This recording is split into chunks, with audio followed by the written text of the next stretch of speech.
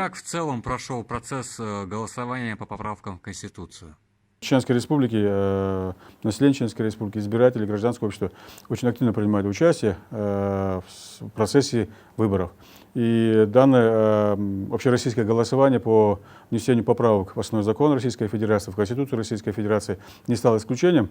И хочу сказать, что наше региональное отделение партии «Единая Россия», да и в целом Всероссийская политическая партия «Единая Россия» приняла самое активное участие в подготовке и проведения данного общероссийского голосования. Более того, могу сказать, что и в прошлом году на практически всех площадках нашей партии проводились обсуждения по возможным изменениям в Конституции, по предложениям о социальных гарантиях, поддержке и так далее. И в своем послании президент Российской Федерации Владимир Владимирович Путин в январе месяце обозначил именно ряд предложений, которые были выработаны на площадках «Единой России».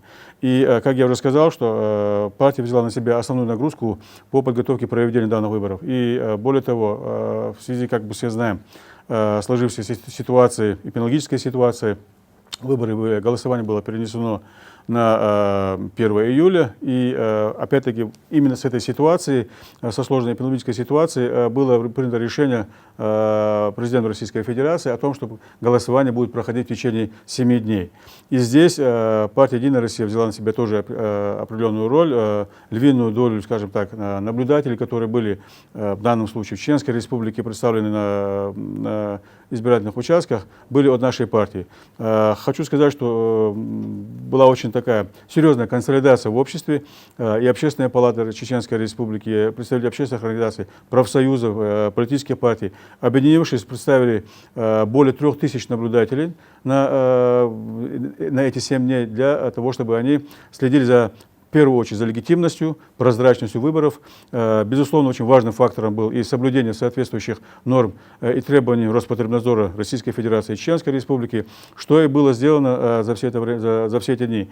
И ни одного стоящего какого-то внимания нарушения не было зафиксировано наблюдателем ни от партии «Единая Россия», ни в целом от других наблюдателей. Каким образом поменяют нашу жизнь основные обновления закона страны? Правильно было бы сказать, время покажет в этом случае. Но те, скажем так, цели и задачи, которые закладывались изначально для того, чтобы вот те поправки, которые сегодня внесены в Конституцию Российской Федерации, уже поддержаны большинством жителей нашей страны.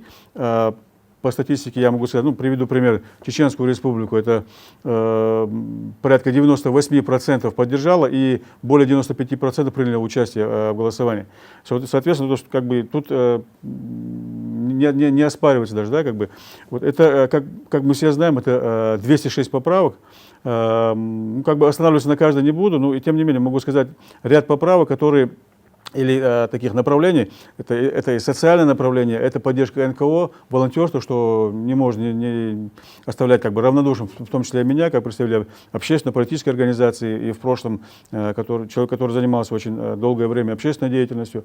И сегодня действительно и наши наблюдатели, и волонтеры, которые принимали активное участие во время самоизоляции и карантина, мы знаем, что у нас в республике порядка 2000 волонтеров, которые ежедневно проводили эту работу. И то, что в основном документе страны, в Конституции будут закреплены вот эти права волонтеров и представителей некоммерческих организаций, я думаю, что очень важно.